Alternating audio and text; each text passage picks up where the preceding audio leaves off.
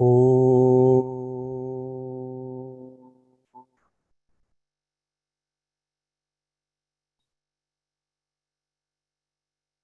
ओ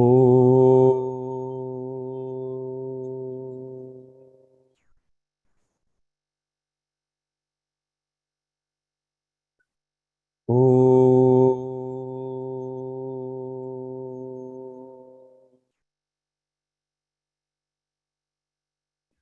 ओम सहना ववतु सहनौ भुनक्तु सह वीर्यं करवावहै तेजस्विनावधीतमस्तु मा विद्विषावहै। ओम शांति शांति शांति। सदाशिवसमारम्भां शङ्कराचार्यमध्यमाम् अस्मदाचार्यपर्यन्तां वन्दे गुरुपरम्पराम्। रामो राजमणिः सदा विजयते रामं रमेशं भजे रामेणाभिहता निशाचरचमू रामाय तस्मै नमः। रामान्नास्ति परायणं परतरं रामस्य दासोऽस्म्यहम्। रामे चित्तलयः सदा भवतु मे भो राम मामुद्धर। समस्तजनकल्याणे निरतं करुणामयं नमामि चिन्मयं देवं सद्गुरुं ब्रह्मविद्वरं सद्गुरुं ब्रह्मविद्वरम्। अखण्डं सच्चिदानन्दम् अवाङ्मनसगोचरम् आत्मानमखिलाधारम् आश्रये भीष्टसिद्धये। अर्थतोऽप्यद्वयानन्दान् अतीतद्वैतभानतः गुरुनाराध्य वेदान्तसारं वक्ष्ये यथामति। Hari Om. We will chant from 6th verse together.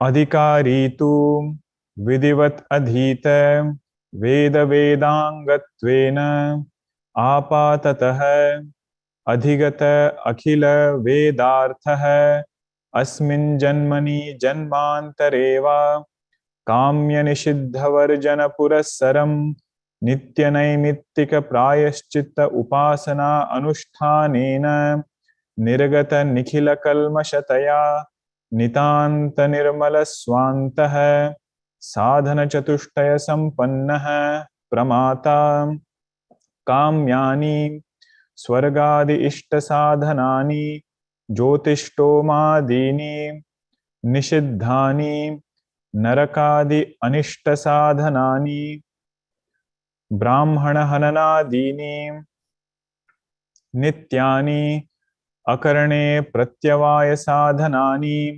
संध्यावंदनादीनि नैमित्तिकानि पुत्रजन्मादि अनुबंधीनि जातेष्ट्यादीनि प्रायश्चित्तानि पापक्षय साधनानि चान्द्रायणादीनि उपासनानि सगुण ब्रह्म विषय मानस व्यापार रूपाणि Shandilya विद्यादीनि।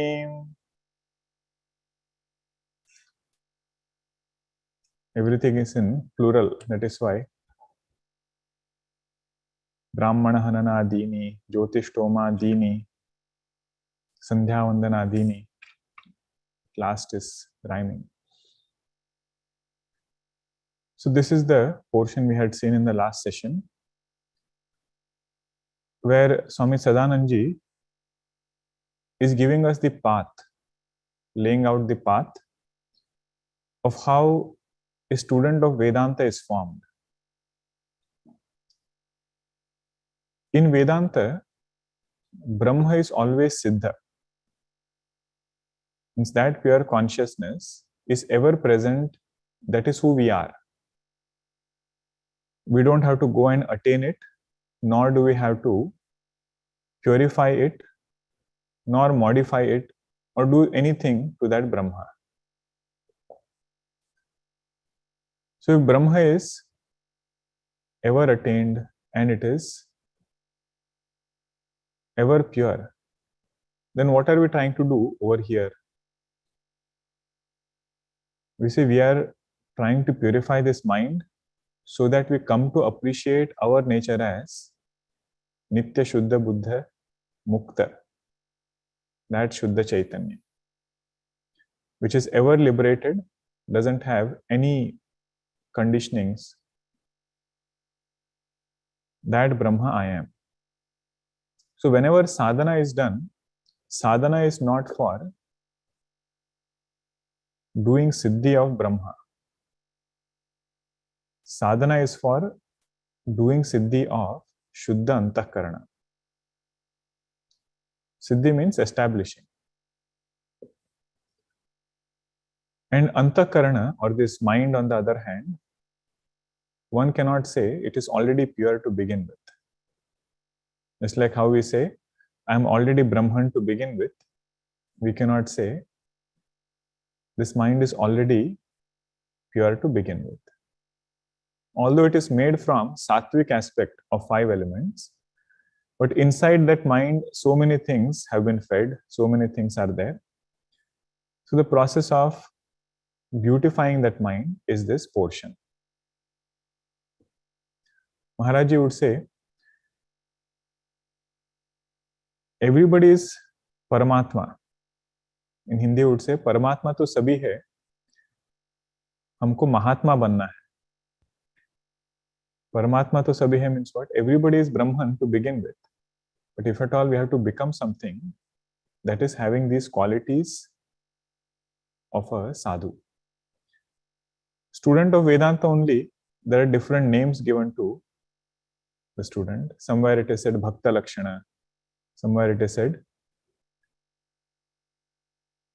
Gunatita.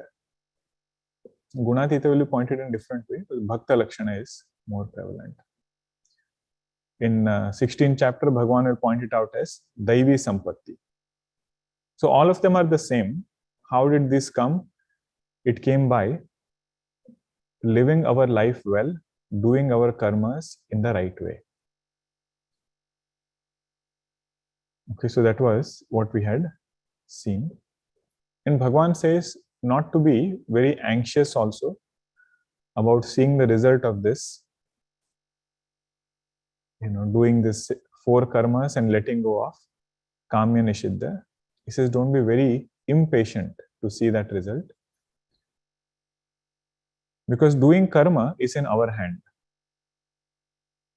Whatever these karmas are there, doing it very well, doing it with the right bhava, that is in our hand. Giving phala, Bhagavan has already said it is in his hand. So when will my mind get purified? That Bhagavan will decide. That is why whenever Arjuna asks any question, Bhagavan, how long will it take? This is not too long. He doesn't give any time. But sadhaka himself feels that they are getting stronger within. Same situation does not bother as much. More precise litmus test, Swamiji only will give. He says desire for self-knowledge, that becoming stronger, that is the main litmus test of pure mind. Jijnasa should come. That he says is the main result of a pure mind. So these are several facets of the same portion. That whatever sadhana we are doing, not to expect that the results will come right the next day. It will take long time. But intensity of our sadhana decides how long it will take. Rather, sincerity in the sadhana. Because intensity also has many connotations. Sincerity is the main one. This was the quality of Shabriji. Whatever sadhana was told by her guru, she kept doing it without even thinking that when will Bhagavan come. So every day doing the same thing. But then Bhagavan says, you have all the qualities that I just described. Navadha Bhakti, whatever Bhagwan describes. After that, he praises Shabariji. He said, this was not teaching for you. This was just a description of how you are. All Navadha Bhakti Bhagwan gives to Shabariji.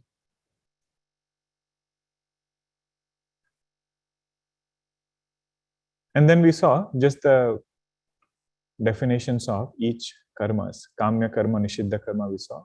That is prompted by strong raga dvesha. And most importantly, dropping of Kamya Nishiddha will happen when our taste changes from within. Right? We cannot drop Kamya Nishiddha because of any other reason. We can drop it only when our taste changes from within and we get a different, higher goal. We start feeling these karmas are not serving my purpose. So then with joy, this sadhaka is able to get over those karmas. And even if there is difficulty in letting go of them, even if there has to be some kind of force which is used, that also is joy-giving.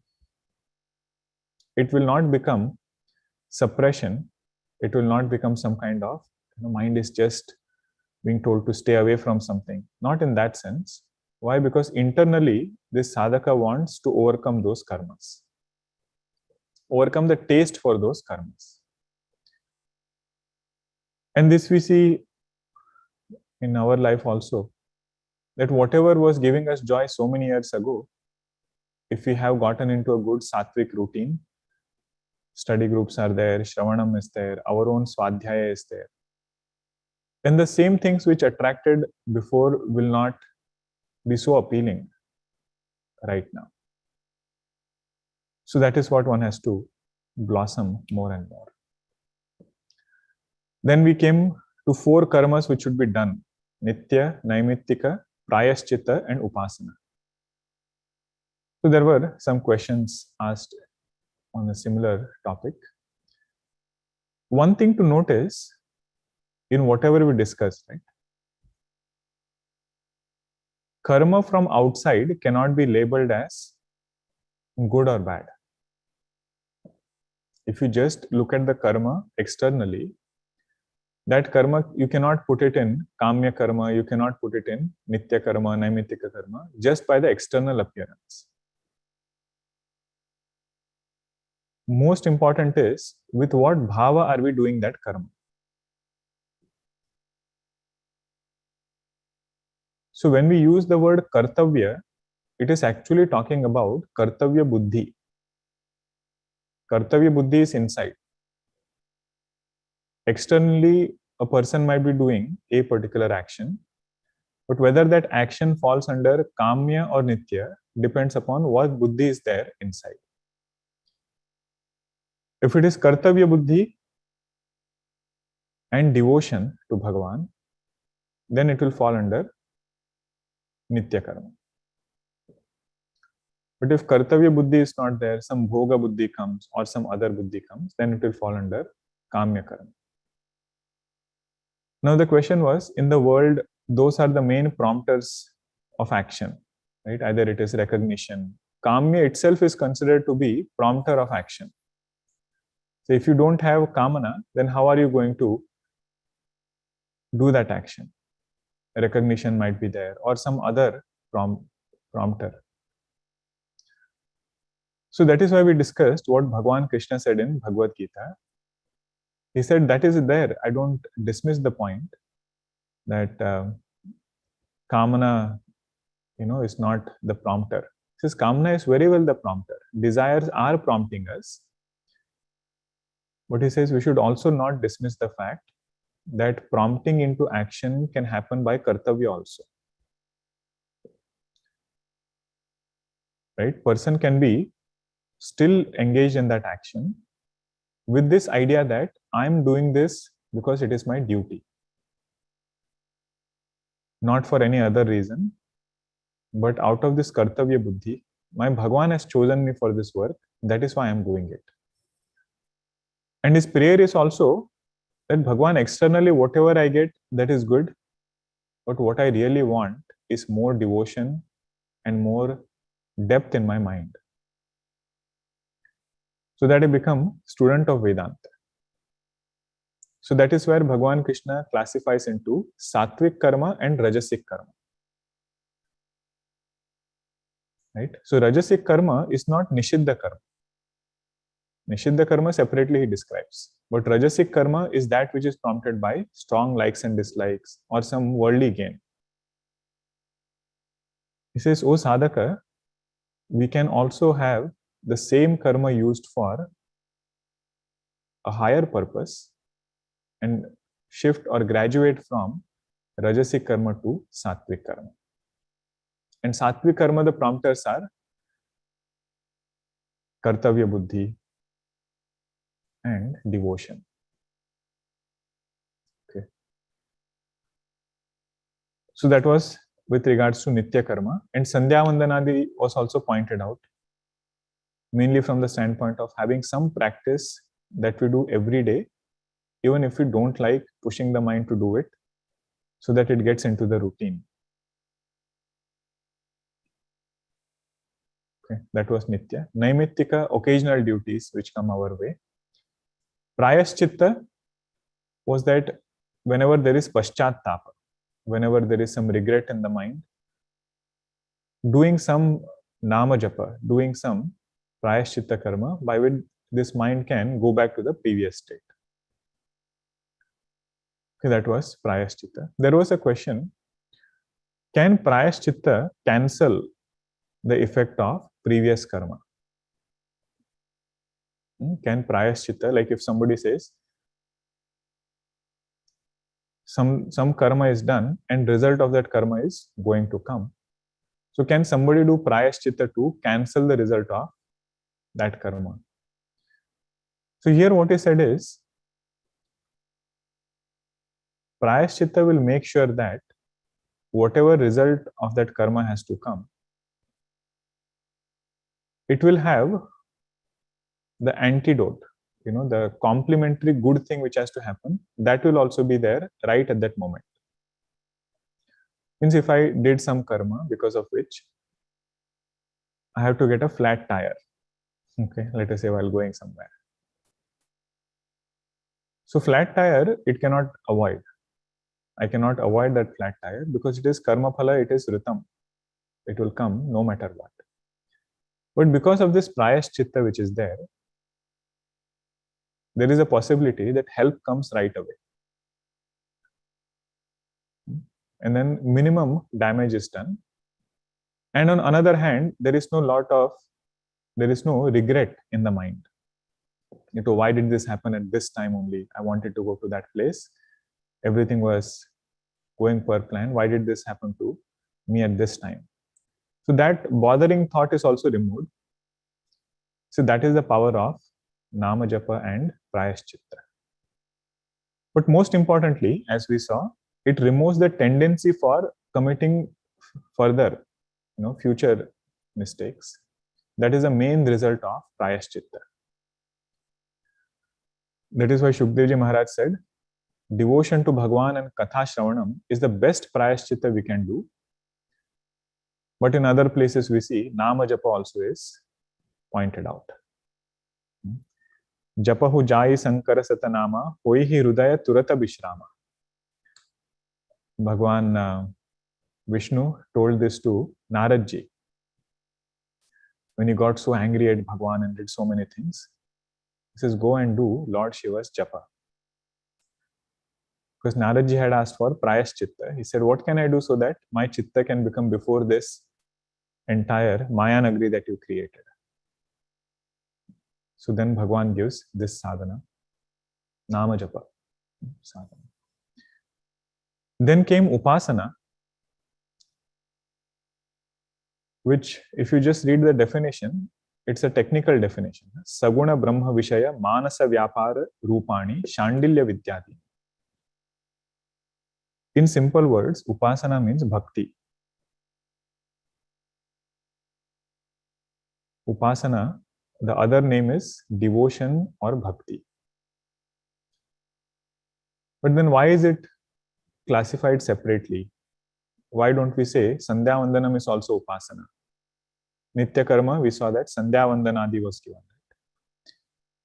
So Upasana, the predominant thing is not action.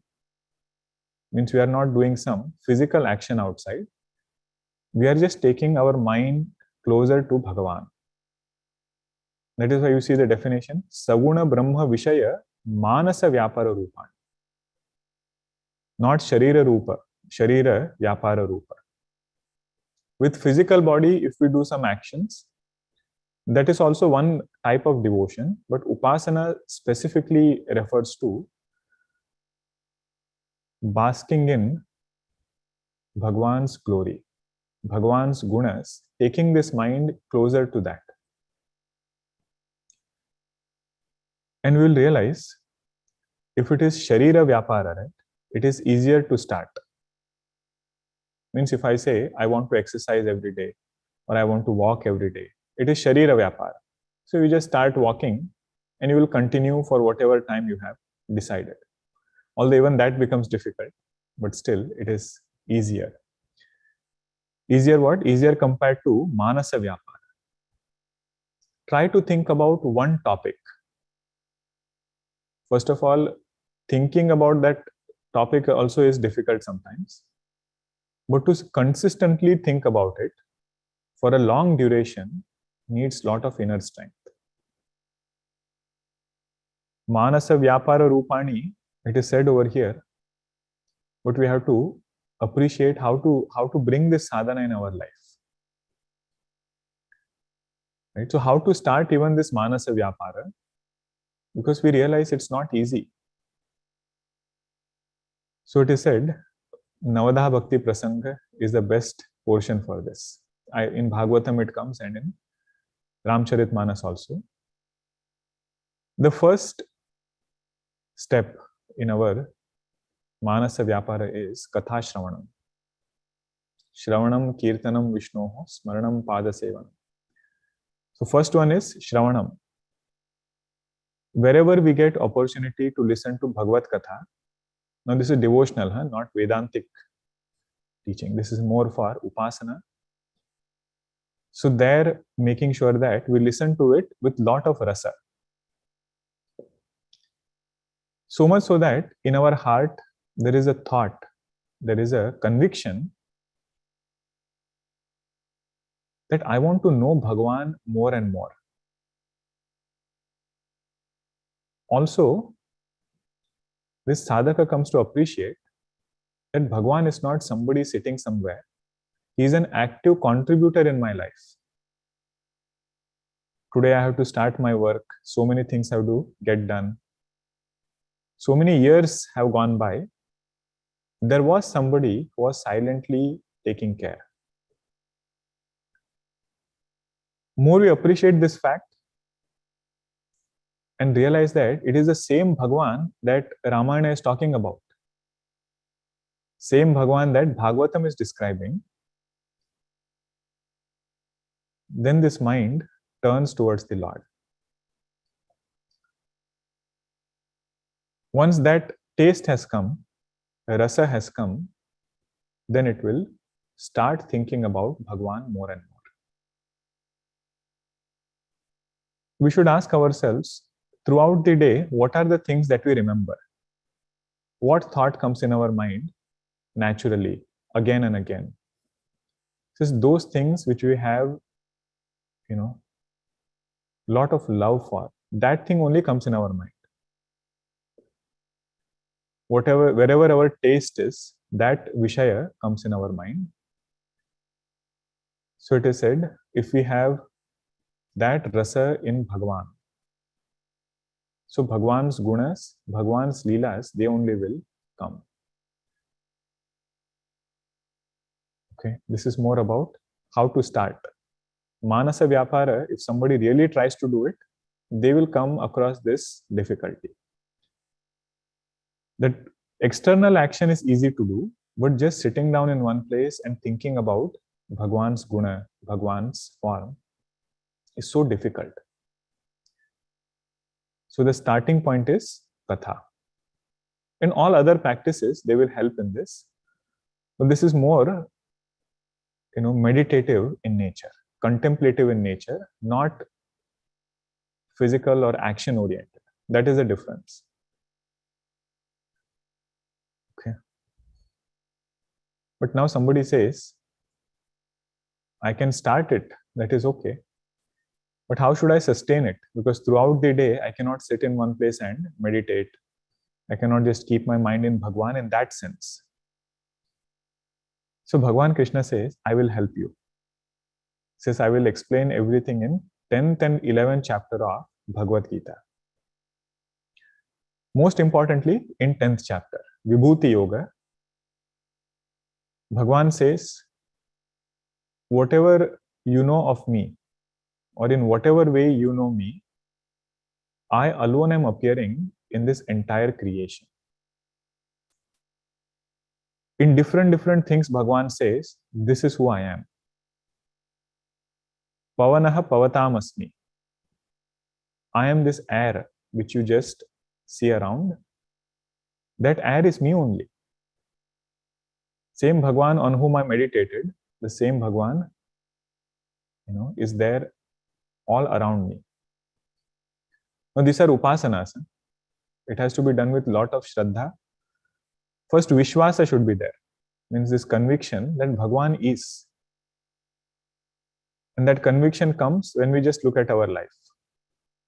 How things have gone, how things have connected. And of course, with Katha Shravanam, that conviction deepens. But how to sustain it throughout the day? Bhagwan says, look at my vibhuti in this entire world. If you see a beautiful scenery, mind should shift to Bhagavan. Like how it happened in the case of Naradji. Right? When he came to that beautiful place which was there, he sat down for this upasana only. But externally he was seeing bhautika. Externally he was seeing the world. But internally his mind went to Bhagavan. Niraki saila sari bipina vibhagha bhayav ramapati pada anuraga. That is the Chaupai. Bhayav ramapati pada anuraga. Although he saw saila, tadaga, he saw a pond, he saw a mountain, somebody who is a ripened upasaka, very mature within, he sees everything, every sattvic thing as Bhagwan's form. So 10th chapter, if you read it from that light, then we'll realize everything is in this creation is a wonder. Why? Because Bhagwan's teja is there. And for this, whatever other knowledge we can use to deepen that conviction. Right? Bhagwan says, out of these mountains, I am the Himalayas. Now, of Himalayas, if you just inquire a little more, so many things will come out, how great that mountain is, how it saves the entire country from freezing.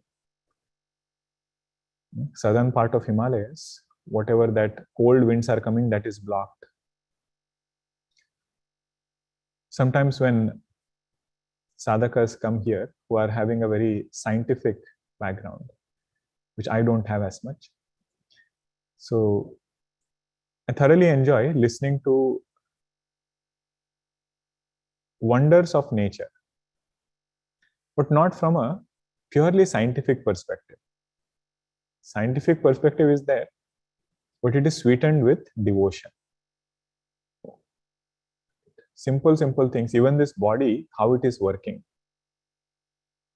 Right? What all different things we eat, and all vayus are so nicely digesting all of it. Different sense organs, the way they work. So Upasaka is the one whose mind is very close to Bhagwan all the time. It is not that it's a 1 hour or 2 hour practice. 1 hour, 2 hours is also long. If we can get 15 minutes, half an hour, it is not only limited to that point. Manasa Vyapara, even in and through his Nitya Karma, is happening of Bhagwan only. That is this Upasanani Shandilya Vidyatini. When we do Manas Parayanam, there is one line that people generally sing, that if this creation is so beautiful, how beautiful the creator will be. I think it was Jinki Pratima itni sundar, wo kitna sundar hoga. And so this creation of Bhagwan is so beautiful, then how beautiful Bhagwan would be. So to see entire creation in that way is very difficult to begin with. So that's why 10th chapter comes before 11th chapter. In Bhagavad Gita, Bhagwan says, in 10th chapter, I will show you vibhutis in more sattvic things. In mountain to see Bhagwan is easy. To see in river, in air, in earth, it is easier. But to see Bhagwan in entire creation, that is difficult. Says Vishwarupa can be ferocious sometimes. But he says, that is my nature. That is who I am. I alone am appearing as his creation. So those two chapters, if we again read, if you are Bhagavad Gita premis, then you will realize the depth of 12th chapter. Bhakti Yoga is the 12th chapter, but it comes after 10th and 11th one. Means after Vibhuti Yoga and Vishwarupa Darshana. Bhagwan says, this is my true nature. This is who I am in totality. That Bhagwan I am worshipping as one form. As my dear Bhagwan Shiva, my dear Bhagwan Krishna, or any other Devi Devata. So those three chapters are very beautiful for this one word, Upasanani. What is Swamiji trying to say here? That our life should have a good balance of all these four things. Nitya, Naimittika, Prayaschitta, and Upasana. But more Mananam will help us open up these words. Now, Swamiji is pointing out what is the main result of doing these four things. Nitya, Naimittika, Prayaschitta and Upasana. What is the main result and what is the secondary result? Okay, 13th and 14th verse. Etesham nityadinam buddhi shuddhihi param prayojanam upasananam tu chittaikagyam tam etam atmanam Veda anuvachanena brahmanaha vividishanti yajnena ityadi shrutehe tapasa kalmasham hanti ityadi smrutescha Nitya naimittika yoho upasananam tu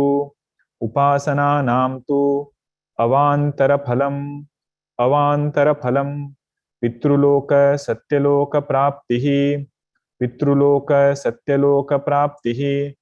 karmana pitrulokah vidyaya devalokah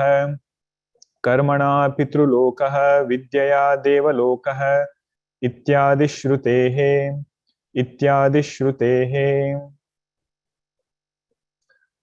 etesham nityadinam of Nitya, Naimittika and Prayaschitta. Upasana is separately going to say out of these three things. Adi refers to Naimittika and Prayaschitta. Nitya Adinam is said, right? Nitya, etc. So what all things in addition to Nitya? Naimittika and Prayaschitta. Once the definition of each word is clear, then it's easier to use the word itself, the technical word. Main result of Nitya, Naimittika, Prayaschitta is Buddhi Shuddhi. Purity of mind, a beautiful mind. Swamiji says that is the main result of these karmas. Whatever comes outside, the success, karma giving its result outside, giving good paristhiti, good situations outside. So that is actually secondary result, which he is talking about in 14th verse. Main result, he says, is Buddhi Shuddhi. Now, what is Buddhi Shuddhi? Although we have seen it in different places, it's helpful to point out a few precise indicators. And all our Santa Mahatmas have done it. We just have to put things in the right context and open up this word for ourselves. Because Shuddhi of external thing we can understand. It's very easy. There is no dirt or things like that. But what is Buddhi Shuddhi in that way? So Buddhi Shuddhi, the first thing is Vairagya. Vairagya means healthy perspective towards objects and no taste in those objects. First is Vairagya. Second is Nishchintata. Not being anxious about what is going to happen next, or anxious about something in the future. How did it come? Upasanani. Upasana, although next result is given, but Nitya Naimittika Karma, everything was done well. Dharmic life, if it is lived, then Nishchintata should be the result of it. And other way also we should see. If sadhaka feels Nishchintata is not there, then I have to go back to those 4 karmas and see what I can improve. Right? Because it is cause and effect. Because here it is said, if you have done the cause very well, done the 3 karmas well, then the result of that should be Nishchintata. Effect should be seen. If effect is not seen, I have to go and work on the cause. And the last one, first one was Vairagya, Buddhi Shuddhi. Second one was Nishchintata. Third one is Jijnasa. Jijnasa means getting some deeper questions in life. Okay. More about what is the purpose of life? What is that one thing that we should be seeking in life? What is my true nature? Am I just this person that I am familiar with, or something more? And what is the nature of this world? Is it just made up of these 5 elements? Or is there something divine about this world? These 3 things put together is the meaning of that word, Buddhi Shuddhi. Now, where did you get this from? This is from Goswamiji. He has written one Chaupai in Uttarkand, I think 122, Doha. It says, Janiya taba mana birago gosai. He's telling his own mind. Understand that your mind has become pure when it has gotten Vairagya. Janiya taba mana biraja gosai. Jaba ura bala biraga adhikai. Based on this strength of Vairagya, a lot of inner strength has come. Urabala means inner strength. Sumatik Shuddha Badhai Nitanai. This is just as sign of a healthy body is you feel hungry. Right? And if you don't feel hungry, we go and make sure that we check with a doctor and whatever treatment has to be done. After that, taking the medicines and everything, when hunger has come back, then we say, okay, now I am healthy. He says, sign of a healthy mind is to get questions. Jijnasa is a sign of a healthy mind. Sumati kshuda badhi nitanai. And not that he got a question once and after a few days that question went away. Every day something new is there to reflect upon related to Vedanta. Badi kshuda, sumati kshuda badhi nitanai. Every day something new to discover. Vishaya asa durbalata gai. And whatever is pulling our mind towards Vishayas, what was pulling our mind towards Vishaya, that pull has been taken away by my Bhagwan's grace. This Kakabhushundiji is telling Garudji in that last portion of Ramayana. So Buddhi Shuddhi is something which is the real result of karma. What could be the conventional understanding? It says something outside is the real result of karma. So that will come anyway. The main result, he says, is Buddhi Shuddhi. What is the purpose of Upasana? Upasananam tu Chitta Aikagryam.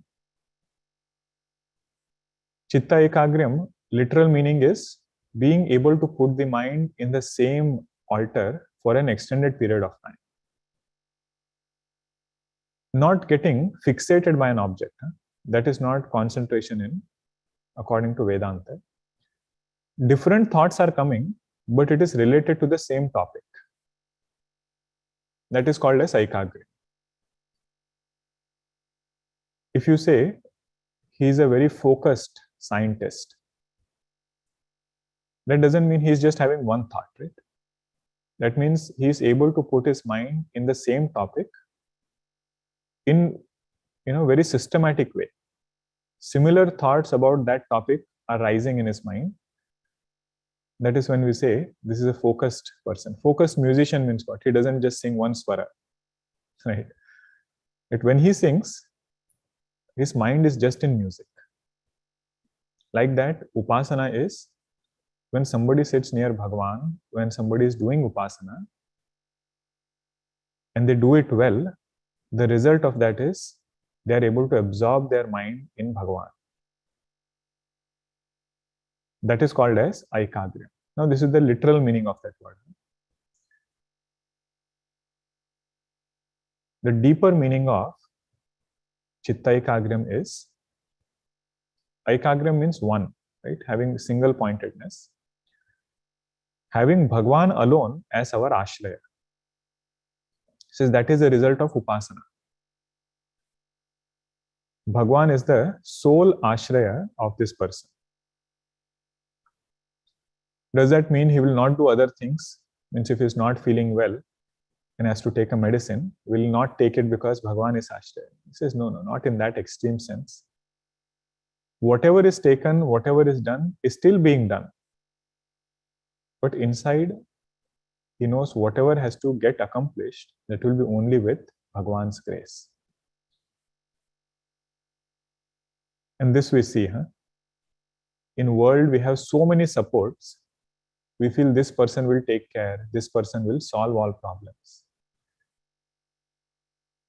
But time and again, we get reminded by Bhagavan only that I am the main boss over here. That Ashraya, if we are able to connect, our mind will become Ekagra. Because Buddhi Shuddhi and Aikagryam will go together. Your mind is a devoted mind, not some other indicator. Okay? And to show this, Upanishadic quotations are given to show what? That real result of karma is Jijnasa. Real result of karma is Buddhi Shuddhi, to show that this quotation is there. Tam etam atmanam veda anuvachanena brahmanaha vividishanti yajnena. So brahmanaha here doesn't refer to Brahmana, Kshatriya, Vaishya, Shudra, that Brahmana. Brahmana means one who has lot of sattva guna. So those who have sattva, Vedas say they do their karmas very well and seek that Atman which is aparoksha, not somewhere else, which is our own true nature. Desire for this Atma gets, is born in their heart, and they go and seek this Atman. Tam etam atmanam veda anuvachanena brahmanaha vividishanti yajnena.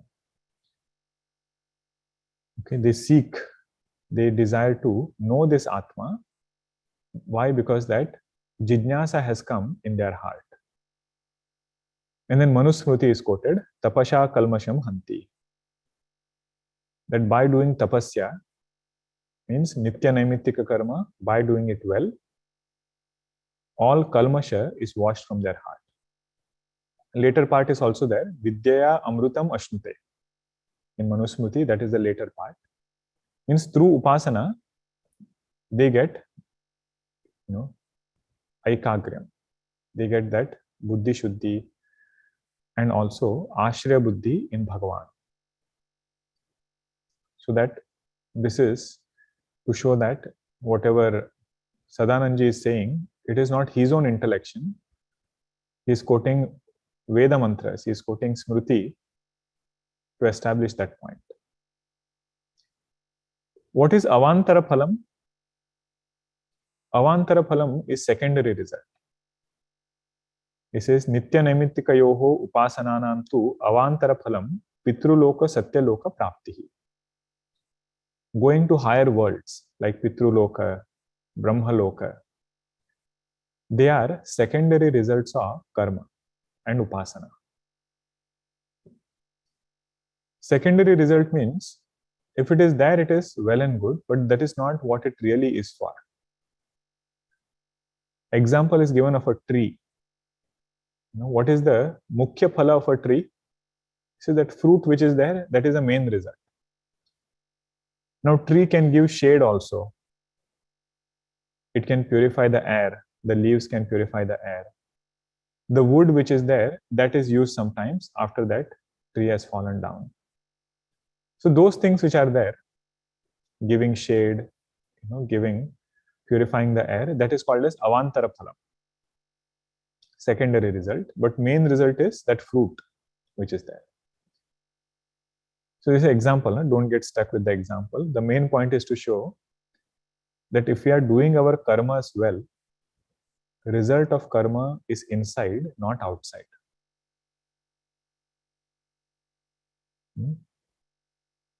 Over here, lokas are given. Satya loka, Pitru loka. In our transactional sense, what it means is good situations outside or some worldly accomplishment. So that is secondary result. Secondary result is it will be there anyway. And if somebody does karmas well with karma yoga buddhi, devotion to Bhagavan, this external result will be there anyway, but don't miss out on the main phala. This is the point, why this distinction is given, that sometimes what happens is, if we don't think about our karmas, are not careful about our karmas, then we might get avantara phala. Outer prosperity might be there, but there is no inner prosperity. So to show this point that both should be there, this distinction is made. But because this is Vaidika way of putting it, it is said Satyaloka, Brahmaloka Prapti. Now sometimes sadhakas ask this question. In devotion path, it is said that if you are devoted to Bhagavan, then that jiva goes to their loka. Like devotees of Lord Shiva will go to Kailasa loka. Bhagavan Krishna, Gokul Vrindavan Dham. Bhagavan Rama, Saket Dham. So what is that moksha? Going to a particular loka. So what is said here as Satya loka, right? Pitru loka, Satya loka Praptihi. All those lokas come under Satyaloka only. Brahmaloka only is given different names as Saket, Kailasa, and so on. And it is said, when Jiva goes there and becomes resident in that loka, even there are gradations, what kind of resident that Jiva is. But Ishta Devata will give Mahavakya Upadesha. So if somebody goes to Kailasa Loka, there Lord Shiva will be the teacher, Dakshinamurti Bhagavan. Always he will take, different Upanishads, Brahma Sutra, all other Prakarana Grantha, advanced Prakarana Granthas he will teach. Means moksha is through Tattva Jnanam alone. All other forms of moksha which are there, they will ultimately lead to this Jnanam. In Chandogya Upanishad, Brahmaji is the teacher and Indra and Virochana are the students. So you see in Brahmaloka also, same teaching is given. As far as physical, enjoyments are concerned, abilities of the physical body is concerned, those lokas are greater than human body. Right? This human body has so many limitations. Hunger is there, thirst is there, all other limitations are there. But in those shariras, these limitations are not there at all. The Kathopanishad, this is how it is put. Na tatratvam na jaraya bibheti. There is no old age, there is no hunger, thirst in Swargaloka or in Brahmaloka also. But in terms of the opportunity to do sadhana, it is said human body is the best. Sadhana dhama moksha kara dwara. To learn Vedanta and to do our sadhanas, human body is the best because there are no other distractions if we choose to stay away from them. In Swargaloka, although there is teaching available, but because there are so many bhogas and body can enjoy more bhoga, there is very less chance of doing parikshanam in those lokas. Parikshanam means examining. That what are the things that we are seeking and whether they are the real things that we should be seeking. Having a more holistic picture. So that is easier to do in human body. Okay, that is why Manushyatvam, Mumukshutvam, Mahapurusha Samshraya. These three are Durlabha. Getting Jijnasa through all this process, because if Jijnasa is there, we should understand a lot of processes happened before. And that Jijnasa is in a human body. That is also rare. And to get the right guidance at the right time. Upanishads being there for us and then taking us further. Okay, Ityadi Shrutehe. This is main result is Chitta Shuddhi, and we should reflect more for ourselves. What is this Chitta Shuddhi meaning to us? Even Nishchintata, 3 indicators we saw. Nishchintata means fearlessness. You look at great Mahatmas, we get inspired. Somebody like Tapoanji, when he would walk in the Himalayas, on what strength would he go? Not knowing where he is going to stay, not knowing how food will come. They remind us that such kind of Nishchintata is also possible. We can keep them as ideal and strive for a portion of that Nishchintata. Small drop of Nishchintata that those Mahatmas had. Now, after showing the process, process of getting qualifications, now qualifications are elaborated. If somebody has lived life in this way, done Nitya Naimittika Prayashchitta well, Upasana also done well, Then Swamiji says, in their life, they will see rise of sadhana chatushtaya. Now, sadhana chatushtaya by itself is just definition. It is a result actually. But how did that result come? What we just saw. That portion will lead to this sadhana chatushtaya portion. Okay, we'll start that in the next session. If there are any questions, we can take now. Om Purnamadah Purnamidam Purnat Purnamudachyate Purnasya Purnamadaya Purnameva Vashishyate. Om Shanti Shanti Shanti. Hari Om Shri Gurubhyo Namaha. Hari.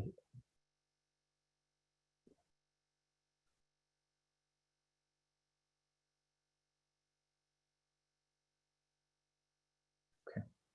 How can we differentiate yoga and vibhuti of Bhagavan? There is no need to differentiate actually, because vibhuti itself is yoga. Right? What does yoga mean? That which unites. Yuj dhatu is there. So every chapter of Bhagavad Gita, Bhagavan is pointing certain ideas which will unite us with him. So much so that Vishada also becomes yoga. First chapter.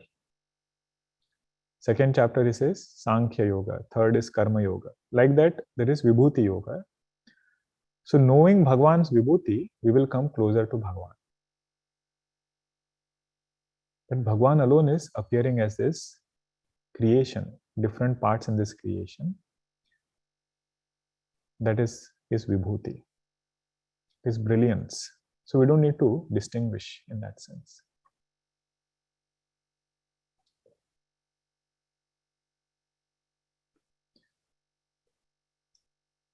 From Bhagavatam or other sources, there are examples of. Are there examples of anyone getting moksha in heaven? Since my understanding is, other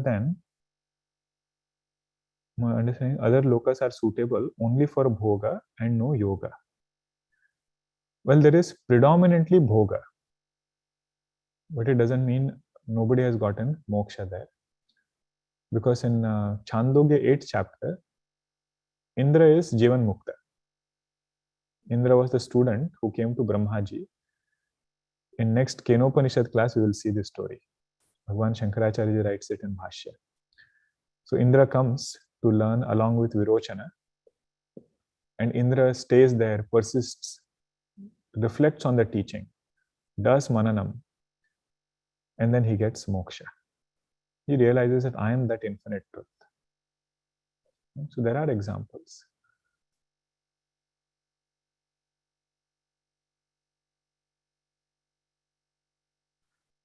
What is the Ramayana Chaupai that I quoted?